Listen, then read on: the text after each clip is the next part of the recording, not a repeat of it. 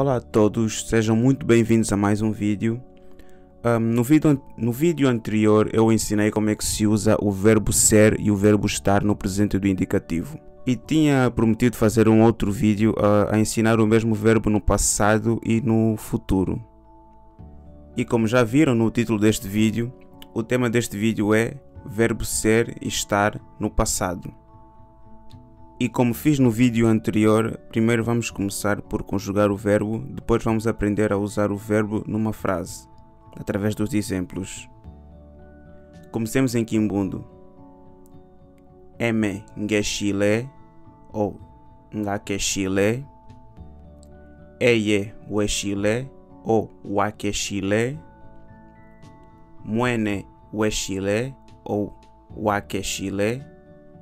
Etu tueshile ou tuakeshile. Enu nueshile ou nuakeshile. Ene ashile ou akeshile. Agora em português, eu fui ou estava. Tu foste ou estavas. Ele ou ela foi ou estava. Nós fomos ou estávamos. Vós fostes ou estáveis. Eles ou elas foram ou estavam. Passemos agora aos exemplos. Maza emengeshile mu Luanda. Ontem eu fui a Luanda. Eye weshile kumbando yami. Tu estavas ao meu lado. Mwene weshile nienu. Ele estava conosco.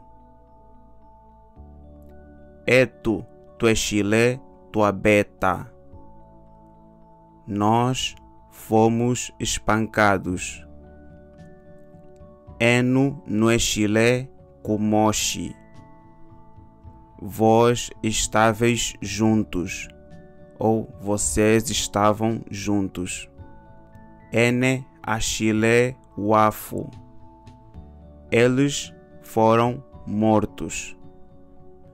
Bom, por hoje ficamos por aqui. Se gostaram deste vídeo, deixem o vosso like e não se esqueçam de subscrever o canal e partilharem o vídeo.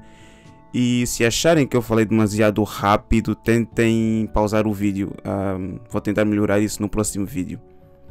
E não se esqueçam também de ativarem as notificações. É isso e obrigado, até o próximo vídeo.